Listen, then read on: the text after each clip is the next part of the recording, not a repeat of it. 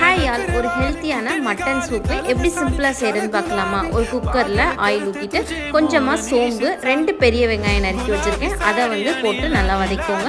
காரத்தக்கன பச்சை மிளகா, 1 ஸ்பூன் அளவுக்கு இஞ்சி பூண்டு விழுது, ஒரு சின்ன சைஸ் தக்காளி, ரொம்ப போட வேணாம், புளிச்சிரும், கொஞ்சமாக போட்டு இது எல்லாம் கொஞ்சமாக வதங்கினாலே போதும். அதிலே ஒரு 1/4 கிலோ அளவுக்கு எலும்பும் கறியுமா எடுத்திருக்கேன், அதையும் போட்டு நல்லா வதக்கிக்கோங்க. எண்ணெய் பிரிஞ்சு வந்ததுக்கப்புறம் மசாலாஸ் ஆட் பண்ணிக்கலாம்.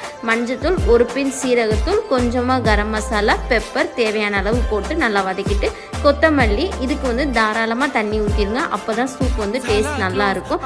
தண்ணி ஊற்றி உப்பு தேவையான அளவு போட்டு க்ளோஸ் பண்ணி 3லேருந்து 4 உங்கள் மட்டனுக்கு தக்கன நல்லா விசில் விட்டுருங்க. அப்புறம் ஓப்பன் பண்ணிவிட்டு இன்னும் கொஞ்சம் பெப்பரும் கொஞ்சமாக மல்லிகளையும் போட்டு நல்லா சிம்மில் ஒரு 10 நிமிஷம் கொதிக்க விட்டுருங்க. நல்லா எண்ணெய் பிரிஞ்சு ரொம்பவே சூப்பர் அண்ட் டேஸ்டியான மட்டன் சூப் ரெடி. இந்த மாதிரி சிம்பிள் ரெசிபீஸ்க்கு நம்ம சேனலை ஃபாலோ